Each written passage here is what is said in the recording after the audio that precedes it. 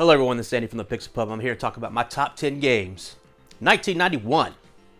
Okay, we're at 1991, and what does that mean? New console. We got a new console to talk about on this list, and it's got some heavy hitters on this list, so let's just get into it right now. Alright, starting at number 10 is Quackshot, starring Donald Duck on the Sega Genesis. This is in the golden era of Disney games for me. This was not made by Capcom, which I love the Capcom Disney games, but it's made by Sega, I believe. And it is a fun little Metroidvania-style game starring Donald Duck, where you shoot people with plungers and you travel the world. You have to go back to different places. You can pick up items. You can unlock other areas and stuff like that. Just a charming, charming game. Super fun to play. Holds up still to this day. But yeah, that's Quackshot. Number 10. Okay, number 9 is the lone NES game on this list, and that is Vice Project Doom. Besides having a great name and a great cover with some dude and a lady, and he's holding a gun, this game is freaking amazing. I didn't really play it until I actually picked up this cartridge. But man, what a wild game. It starts off as like a driving thing where it's a vertical shooter, and you're driving, you're shooting things, and then it becomes Ninja Gaiden, and you're running around with a sword or a lightsaber or something. And man, you just killing little hopping ghosts, and there's all these crazy cutscenes and stuff like that, like a Ninja Gaiden. Just a whole lot of fun. Vice Project Doom. Okay, number 8 is a Sega Genesis game that I didn't really play too much of until a buddy of mine, Jason, gave it to me for Christmas one year, I believe. It's Golden Axe 2. I first really played the Golden Axe series on the Sonic's Ultimate Genesis Collection, which came out on the PS3 and the Xbox 360. I really got into Golden Axe 3, which did not come out over here in any official capacity outside of the Sega channel and on the later compilations and stuff like that, but on the Sega Genesis itself, just didn't make it. So I played a lot of that game. Didn't really play 2. I played a little bit of 1 and thought it was a bit too simple, a bit too old, I guess. But when it got me this, and I basically played through it that same night. Came home, popped into the Sega Genesis, played through it, had an incredible time. It strikes that little just right point of beat 'em ups and games of this era that I just really love. Just the music and the presentation and the little spells and stuff that you can have. It's hitting all the right buttons for me. And yeah, let's go Golden Axe 2. Number 8, 1991. All right, number 7 is where we're going to get into some Super Nintendo stuff. And that is Gradius 3. Now, why is Gradius 3 on this list?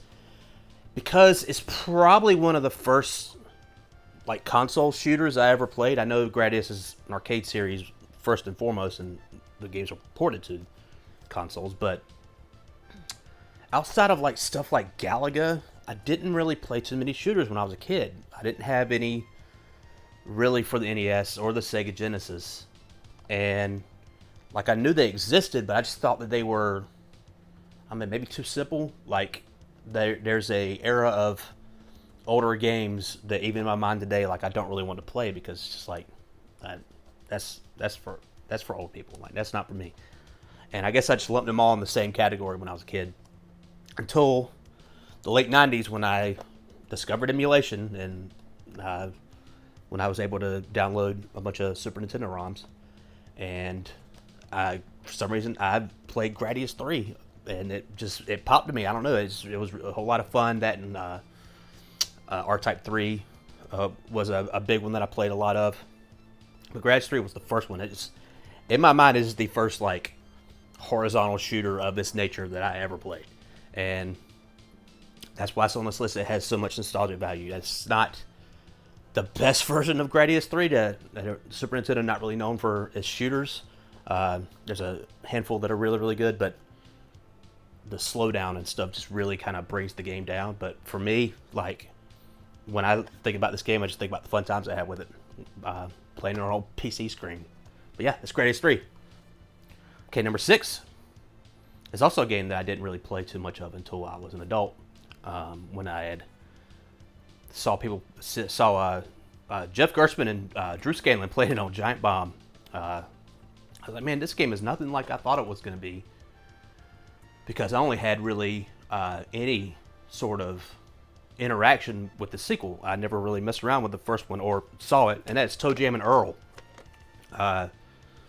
Toe Jam and Earl Panic on Funkatron, I think, is the sequel. That's the one that I saw commercials for and stuff like that. I didn't have it. I never played it when I was a kid, but I just knew that's what Toe Jam and Earl looks like. Like, I didn't know what Toe Jam and Earl 1 looked like, but I assumed it was like the second one. So it wasn't until much later seeing it that this game is like a roguelike. It is a top-down, randomly generated. Well, you can have a fixed world, I believe. It's been a while since I played it, but randomly generated. You're trying to find all your ship pieces. You're going up and down these levels. There's random presents that give you different weapons, and it could be bad stuff. It might be good stuff. Just like old roguelikes, like on the PC back in the day. And it's a whole lot of fun. I played it 2-player with Kathy a couple of times, and it's very, very simple. But I think one of the things that really kicks it over the top is the music. It has a very funky beat to it the entire time. There's an excellent sound test, and there's an excellent kind of make your own beats with the buttons on the Sega Genesis controller. You can hit it and like it will do different buttons will make different sounds. It's just a wild ride. Yeah, Toe Jam and Earl, whole lot of fun. All right, number 5 is a big one. It was the first Sega Genesis game I ever played. That's Sonic the Hedgehog. Sonic the Hedgehog was the pack-in on the Sega Genesis I got.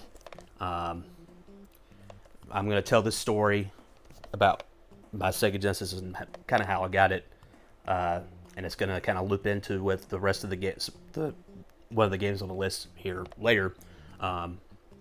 But I can't remember what year it was. It might have been in 1992. I want to say it was 1992, but my brother for Christmas got a Super Nintendo and a Super Scope and a bunch of stuff.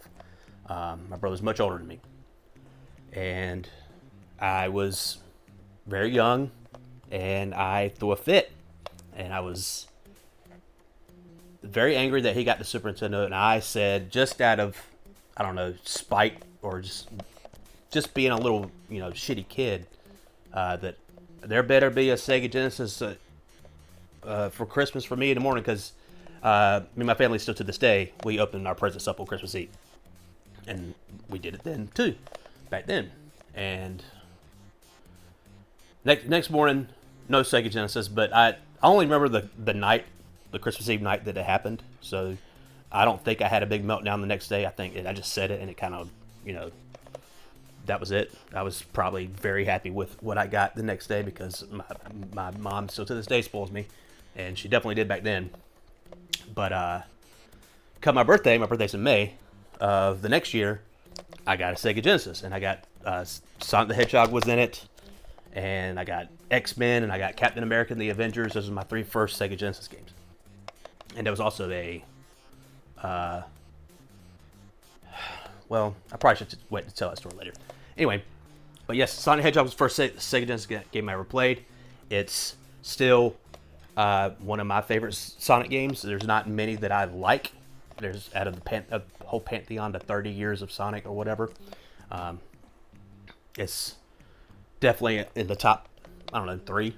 But yeah, it was the first one I played. I was completely blown away by just the speed of everything, the look of everything. I just remember staring at like the trees in the first level in the Green Hill Zone, and like it seemed like the distance in the background was so far away. There's like waterfalls and like this big ocean and mountains, and it just looked insane. And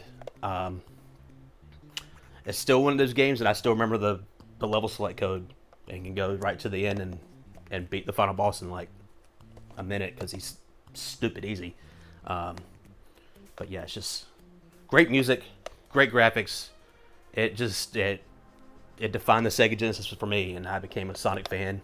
Got all the rest of them, and for the Sega Genesis, and yeah, Sonic Hedgehog number 5. Okay, spoilers. The rest of the list, top 4 games, all Super Nintendo games. It's definitely one of my favorite systems to collect for, retro-wise. Got some games here. Got most of the heavy hitters that I want, not the stupid expensive ones, but I got a lot of the fun games. So, talking about the Super Nintendo in the coming videos, years, it's gonna be a lot of fun. So, start with number 4, and that's a big one for me because I love this game. ActRaiser. I remember seeing this game on Nick Arcade when I was a kid, and it was something I never played until it came out on the Wii Virtual Console. I was big into the Virtual Console. I used to go to Target and buy the little cards, the 2,000 point cards, and just come home and buy a bunch of NES games and Super Nintendo games. I thought it was super wild that I was actually being able to pay money for these games and play them legally. Yeah, I bought ActRaiser on that because it was 2006, 2007, 2008, like a lot of, nostalgia popping up around the Super Nintendo. People were getting a little older in their 20s, talking about, man, remember this, remember that. People were talking about how good ActRaiser was. I was like, man, I got to get on that. And it is really good. It's Castlevania with a city sim on top of it. And it's hard as balls, too. That's its only kind of drawback. Like, I think at the end there's a huge boss rush which you have to go through, and it's fucking a pain in the ass. But it's a very simplified city builder. You're a little cherub flying around, and you just basically take out enemies that could take out your people, and you direct them where to build. They'll build whatever, and you're basically trying to unlock monster layers so you can take on the monster layer. And when you do that, it goes down into the map, and then you're this dude with a sword, a big sword, and you're swinging it, and you're fighting things and casting magic and all other stuff. And it's got a fucking amazing soundtrack by Yuzo Koshiro. Yeah, ActRaiser. Man, what a great game. What a great game. Number 4. Okay, number 3. Top 10 games of 1991. This one is near and dear to my heart. And it's the first time this series has been on this list. Is it? Oh, well. It is Final Fantasy II, a.k.a. Final Fantasy IV. I love this game. I originally played it through emulation and didn't really just dabbled all that stuff, but I eventually got the Final Fantasy Chronicles on the PlayStation 1. If y'all don't know what that is, it is Final Fantasy II and Chrono Trigger. And it's the first time I sat down and played either one of those games to completion. And actually, that reminds me of a shitty story on my PlayStation where my memory card kept getting corrupted. And I kept losing my Final Fantasy 9 save and my Chrono Trigger save and my Final Fantasy 2 save, because that was in the time period when I was messing around with all of them. But Final Fantasy 2, so much fun. Takes the job system that created in 3 and assigns all those jobs to characters. And we got Cecil and the other people. Why am I blanking on their names? Palamaporum, Tella, Spoonie Bard, all that stuff. But yeah, I freaking love that Square said, man, this game's way too hard for Americans, and they dumbed it down because, man, I love that. Make my games easier. I want to see the end. Yeah, man, make my games easier. I'll take it all day long. I like to see the end of games. But yeah, this Final Fantasy 2, what a fun ride. Yeah, it's definitely one of the best. I don't remember. I made a top 10 of Final Fantasy games. I can't remember where this was on the list at. Okay, number 2 actually reminds me a lot of the Wii Virtual Console as well, because it is the very first game I bought on the Wii Virtual Console, and that's Super Castlevania 4. Castlevania Symphony of the Night is one of my favorite games of all time, so that's definitely my most favorite Castlevania game.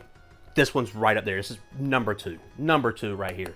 I love this game. I love the way it feels to play, like when you can swing your whip all around with Simon Belmont. I love the spooky atmosphere of the whole thing. I love the trek up to the castle.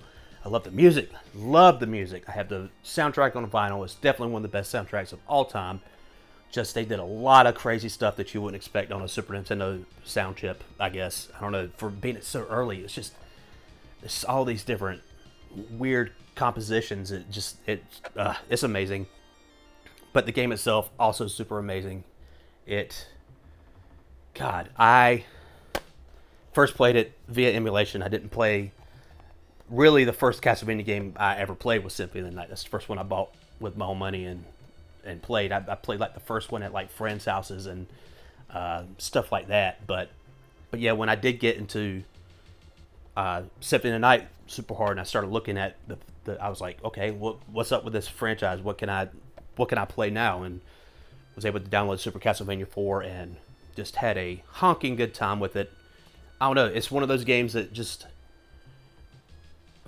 every single thing it does right, and it's very rare for a game. It's very rare for anything, and yeah, but still number two. Still number two. What's number one? It's got to be one of the best games of all time, right?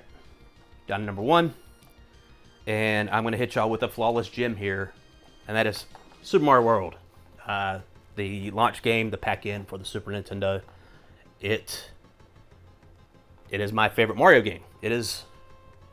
Is it my favorite Super Nintendo game? You know what? It might be. I've never thought about that. But, yeah, Super Mario World, like I said, my brother got the Super Nintendo for Christmas a few months before I got my Sega Genesis. And he definitely let me play it a lot, and I played a lot of Super Mario World. And I was able to beat it and, you know, just beat it. Like, not get all the exits and all the other stuff. And I was like, man, this is fun. I like this, but I didn't have a big connection with it. It wasn't until I got older and, you know, I played it on the Wii Virtual Console, played it on emulation. I eventually got this copy I have here, which was not even that long ago. And I've had, I watched Kathy play through the entire thing. We did a long video series about it on our old YouTube channel. That going through all that stuff with this game, I realized, man, this game is amazing. Like, it's platforming at its finest. It's like the perfect Mario game to me. 2D Mario game. Let's say that, because I might, depending on the day, Super Mario Galaxy or something like that might fight it off. But yeah, Super Mario World, just a seminal game. Probably not as a cultural touchstone of Super Mario Bros. 3. That was probably like the height of that era. Super Mario World, maybe a little bit lower, but I definitely like Super Mario World better. It's just a better game to me. I mean, we got Yoshi, we got the world map, we got all these different secrets, we got the Star Road and all this other stuff. I did it back on the Wii, on the Virtual Console, you know, get all the 96 exits and all that stuff, and getting all the Koopa Troopers to have the like Mario heads, and the shell turns into the Mario heads. It's the weirdest fucking thing. But yeah, blown away by this game still. Anytime I'm sitting at it, if we go to like a barcade or whatever, and they'll have like a Super Nintendo Mini or something, or an old console hooked up, and Super Mario World's up there, I'm playing it. And I'm getting through Donut Plains, and I'm hearing that music, and I'm having a great time. Okay, that's my top 10 games in 1991. What a fun list. All bangers in my heart. All number one in my heart, but really, they had to be ranked. Super Mario World had to be number one. You know what it is. Anyway, I'm Manny from the Pixel Pub, and peace out.